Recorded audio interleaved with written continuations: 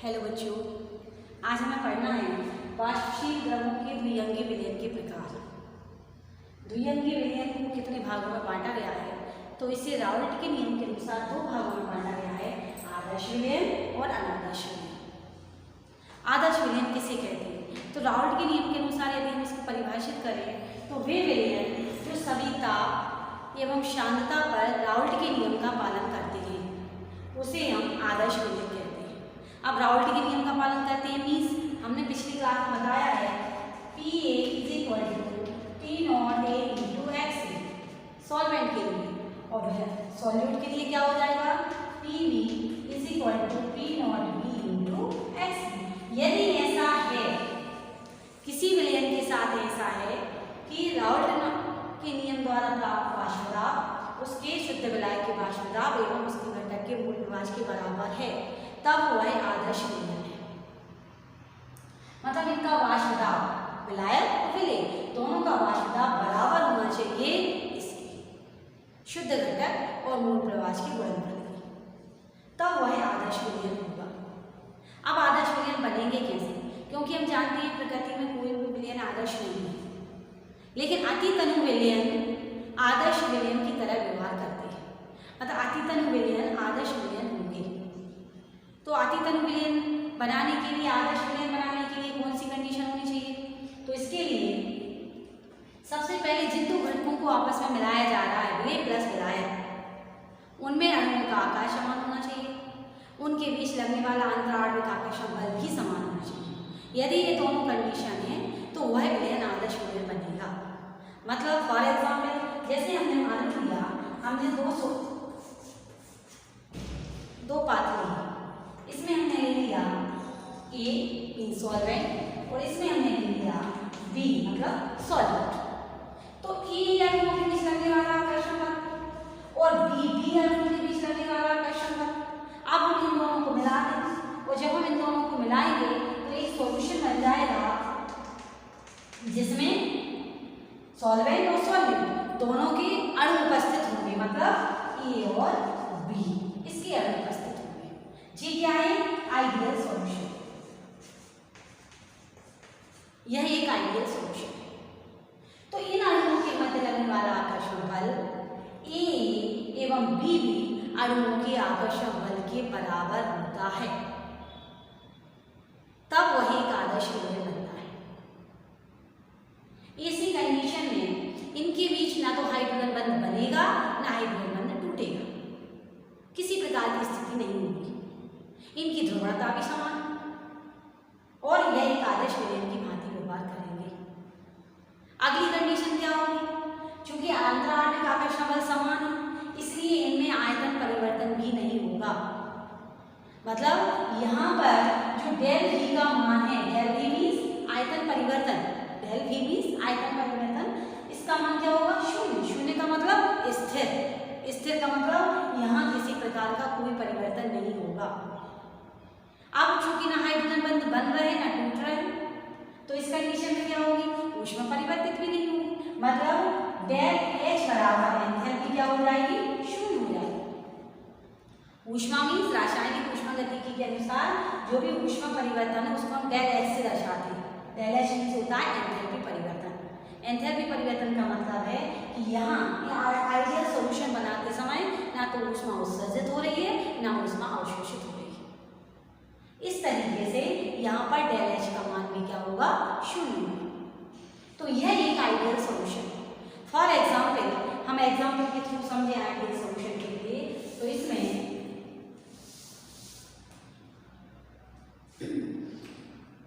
मान लो हमने 50 ml benzene को लिया। बेंजीन मीन्स फार्मूला हम जानते हैं, benzene means C6H6 benzene plus ये हमने यहाँ पर चूंकि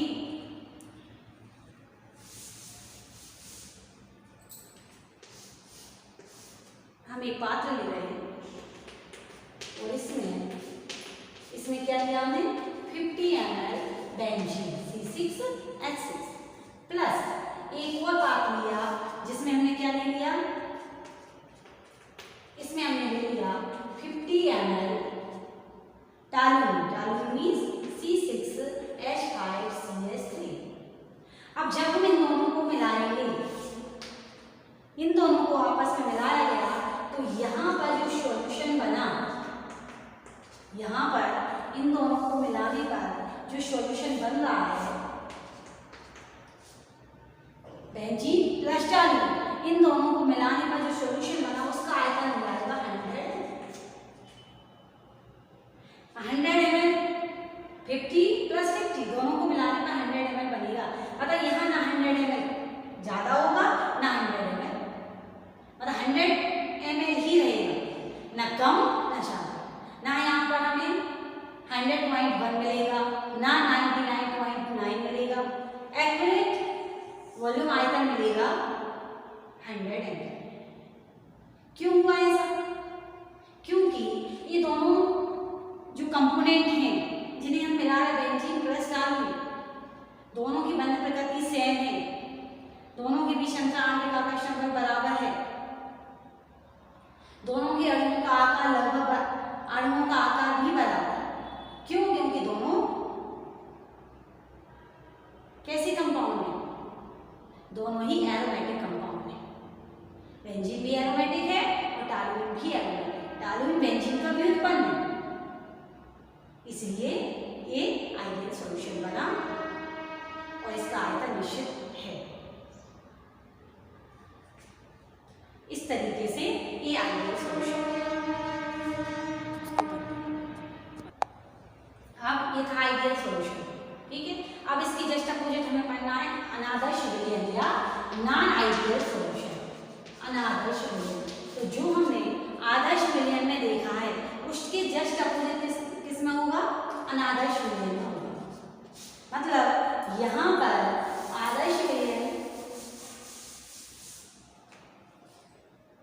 नॉन आइडियल सॉल्यूशन,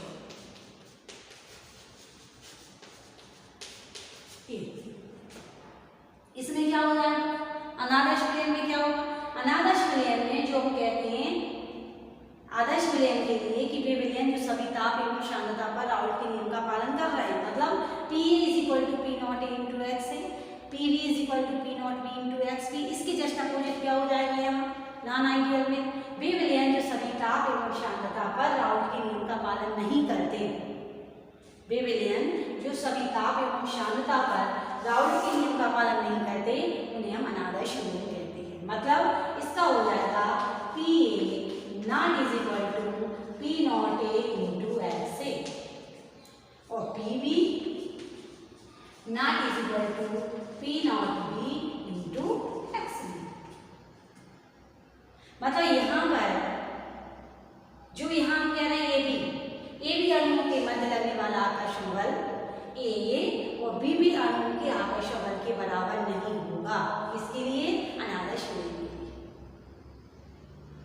विलयन के लिए AB अणुओं के मध्य लगने वाला आकर्षण बल AA और BB अणुओं के मध्य लगने वाले आकर्षण बल के बराबर नहीं होगा, वो कहलाएंगे अनादर्श विलयन। अब चूंकि इनमें क्या होगा? हाइड्रोजन बंध बनेंगे भी और टूटेंगे भी, और जब हाइड्रोजन बंध बनेंगे तो आयतन में परिवर्तन होगा, टूटेंगे तो आयतन में परिवर्तन होगा। इसका मतलब क्या है? इसका मतलब इसका जो सेकंड अंतर है वो हो जाएगा यहाँ पर del V not is equal to 0। Naught is equal to 0 का मतलब है कि यहाँ पर आयतन परिवर्तन होगा, यह स्थिर नहीं है, ठीक है। अब चूंकि हाइड्रोजन बंध बन रहे हैं और टूट रहे हैं तो ऊष्मा अवशोषित भी होगी, उत्सर्जित भी होगी। मतलब यहाँ पर जो एंथैल्पी परिवर्तन है उसका मान भी स्थिर नहीं है, नॉट इज इक्वल टू 0, मतलब स्थिर नहीं है अर्थात परिवर्तित होती है। एंथैल्पी परिवर्तन होता है, ऊष्मा उत्सर्जित होगी या अवशोषित होगी। तो इस तरीके से ये है वाष्पशील द्रवों के द्विअंगी विलयन के प्रकार, जिन्हें दो भागों में बांटा गया। फर्स्ट आदर्श विलयन, सेकेंड अनादर्श विलयन। आदर्श विलयन वे विलयन जो सभी ताप एवं सांद्रता पर राउल्ट के नियम का पालन करते हैं, अर्थात PA = P0A × XA, PB = P0B × XB। मतलब वाष्प दाब का मान राउल्ट नियम द्वारा परिकलित वाष्प दाब का मान इसके बराबर है, शुद्ध घटक और उसके मोल प्रवाह के गुणनफल के बराबर बराबर होगा वो कहलाएंगे आदर्श विलयन। अनादर्श विलयन क्या हो जाएगा? अनादर्श विलयन वे विलयन जो सभी ताप एवं सांद्रता पर राउल्ट के नियम का पालन नहीं करते, मतलब Pa naught is equal to P naught A into x A, Pb naught is equal to P naught B into x. Second अंतर क्या हो जाएगा? सेकेंड अंतर हो जाएगा कि ए बी दो घटकों मतलब ए बी विलयन के मध्य लगने वाले अणुओं के मध्य लगने वाला आकर्षण बल ए और ए बी के अणुओं के आकर्षण बल के बराबर होता है, जबकि अनादर्श विलयन में क्या होगा? ए बी अणुओं के मध्य लगने वाला आकर्षण बल ए और बी बी अणुओं के मध्य लगने वाले आकर्षण बल के बराबर नहीं होता है। फोर्थ क्या हो जाएगा? इसमें आयतन परिवर्तन होगा, आदर्श विलयन के लिए आयतन परिवर्तन नहीं होगा, वह स्थिर रहेगा, अर्थात डेल V बराबर शून्य। शून्य का मतलब स्थिर है, आयतन परिवर्तन नहीं हो रहा है। और यहाँ पर अनादर्श के लिए क्या हो जाएगा? Del V naught is equal to शून्य, मतलब यहाँ पर आयतन परिवर्तन होता है। ठीक। फिफ्थ फोर्थ डेल H बराबर शून्य, मतलब यहाँ पर एंथैल्पी परिवर्तन होगा, मतलब नहीं होगा। क्यों? जैसे ही आदर्श विलयन बनेगा उसमें ना तो ऊष्मा उत्सर्जित होगी ना ऊष्मा अवशोषित होगी, मतलब एंथैल्पी परिवर्तन नहीं होगा, अर्थात डेल H बराबर शून्य। जबकि अनादर्श विलयन में एंथैल्पी परिवर्तन होता है, अर्थात ऊष्मा अवशोषित भी होती है, उत्सर्जित भी होती है, मतलब del H naught is equal to शून्य, एंथैल्पी परिवर्तन होगा। ठीक। अब आता है एग्जाम्पल कि हम आदर्श विलयन का एग्जाम्पल क्या लें? आदर्श विलयन के एग्जाम्पल में क्या लिखें? तो आदर्श विलयन का एग्जाम्पल में हमें लिखना है, जैसा कि पहले बताया गया है कि इनका नेचर बॉन्ड नेचर एक सेम होना चाहिए, तो इसके लिए आप लिख सकते हैं जैसे बेंजीन प्लस एल्यूमिनियम, दोनों ही aromatic compound. Second C6 chlorobenzene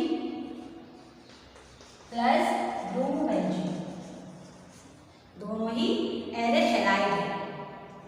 third और भी लिख सकते हैं आप normal hexane plus normal heptane, तो ये भी क्या है? ये भी ये आदर्श विलयन के एग्जाम्पल है। अनादर्श विलयन के एग्जाम्पल क्या होंगे? तो अनादर्श विलयन के एग्जाम्पल होंगे,